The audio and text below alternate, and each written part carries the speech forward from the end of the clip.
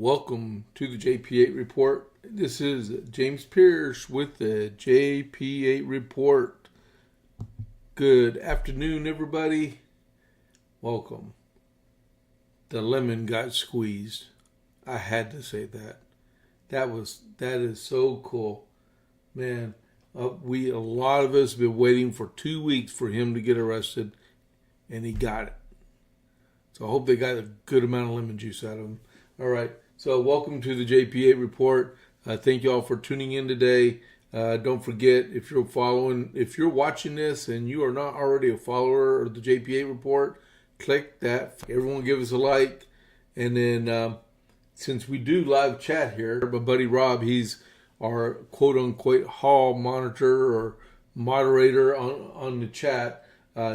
He wanted everyone that's watching to put an American flag in the live chat. That would be cool. And I will start the process myself. Oh, wait a minute. There we go. And send. There we go. Oh, I did it twice. Okay. Never mind. All right. So yeah, if you're in here, go for it. There's 6 people watching, and retired Rob and 5 other people right now. Give us an American flag. Just let's have some fun. If you have any interjections, chat them in there. Let us know. I don't think I'm going to do a premium today. I should, but I don't know. I've already met the minimum I need to do for this month. But I have a lot of stuff on here, and I don't want to exclude anyone. I will just say right now that I haven't done I don't have enough people, and I've not been on long enough to do an ad read. But that being said, if you are not already a premium member for Rumble, do it, and you go rumble.com/premium. And use the code word studio. I can do it by memory, okay? And then get on there. It's a really good investment, okay? So, America 250. Since I did America 250 this morning for the 30th of January, tomorrow the 31st, so I'll do the 31st, okay? It is another letter. Like I said this morning, it's winter quarters time. Everyone's bunkered down for the winter, okay? So I guess, hey, let's just write a bunch of letters to everybody, all right? So this one is from General Washington to Lieutenant Colonel Joseph Reed on the 31st of January. My dear sir, in my last by Mr. John Adams, I communicated my distresses to you on the account of my want of your assistance.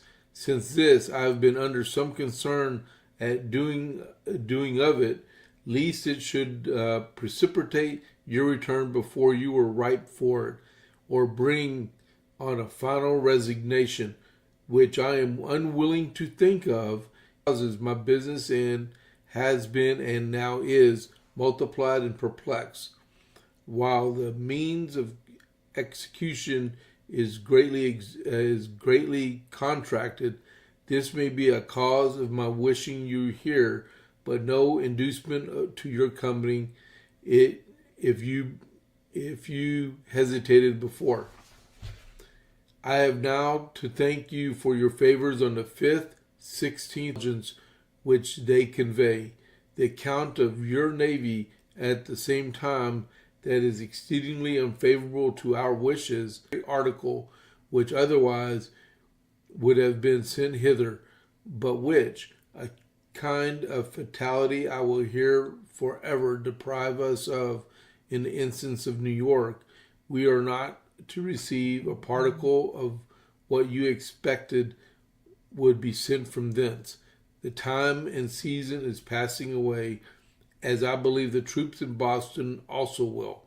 Before the season for taking the field arrives, see what I was talking about, their winter quarters, I dare say that they're preparing for it now, as we have doubled intelligence We have undoubted intelligence of Clinton's leaving Boston with a number of troops, if by different accounts from 400 or 500 to 10 companies of grenadiers or 9 of light infantry, believed to be designed for Long Island or New York in consequence of assurances from Governor Tyron of a powerful aid from the Tories there. I hope my countrymen of Virginia will rise superior to any losses the whole Navy of Great Britain can bring on them, and that the destruction of Norfolk and threatened devastation of other places will have no other effect than to unite the whole country in one indissoluble, I think that's how you pronounce that, band against a nation which seems to be lost to every sense of virtue, and those feelings which distinguish a civilized people from the loss of barbarous savages. A few more of such flaming arguments as were exhibited at Falmouth and Norfolk.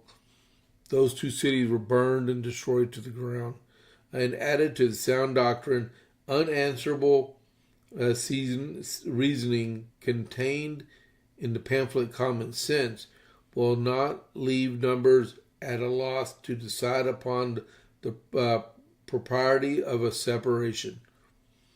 By a letter of the 21st from Worcester, I find that Arnold was continuing the blockade of Quebec the 19th, which, under the heaviness of our loss there, is a most favorable circumstance, and exhibits the fresh proof of Arnold's ability and perseverance in the midst of difficulties.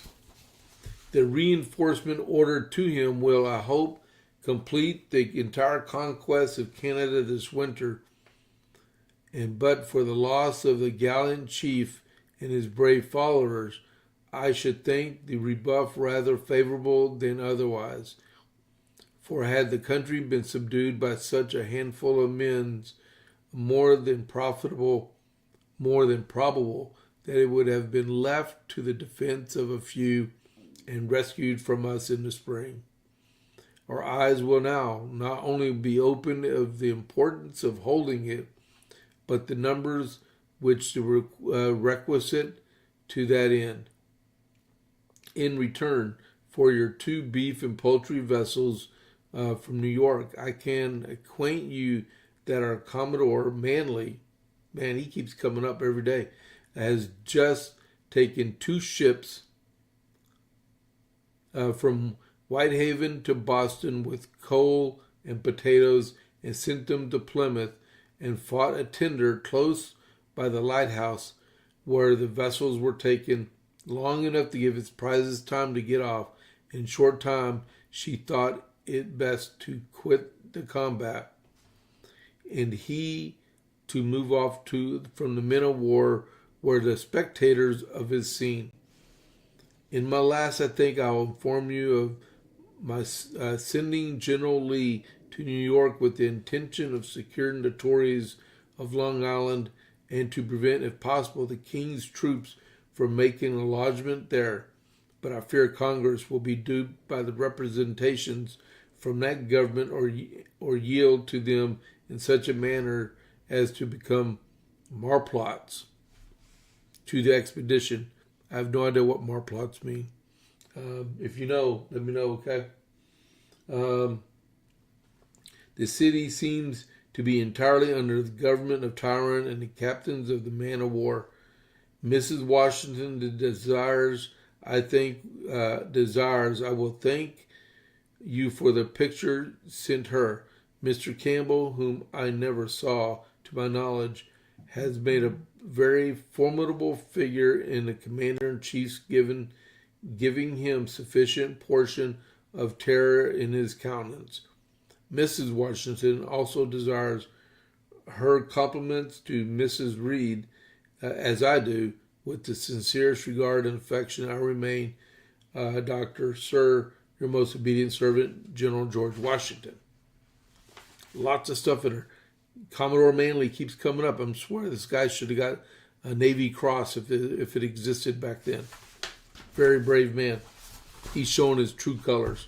I guess it was a good thing that they established a Continental Navy because he's using it. All right. So if you like what I just said, and you're on here, give us an American flag in the live chat, or just say hello. You don't have to give us an American flag. All right. So with that, we have the Dalmatian. We got to talk about Dalmatian guys real quick. All right. Transition. All right. The Dalmatian Burger Group. They're right here in Coppers Cove, Texas. They make smash burgers and dogs. Everything is homemade and fresh, including the buns. And they're open for lunch. They're open Monday through Saturday, 11 to 2. And for dinner, that would be on Tuesday through Saturday, 5:30 to 7, unless they sell out. They are located behind Bush's Chicken on the west side of Coppers Cove.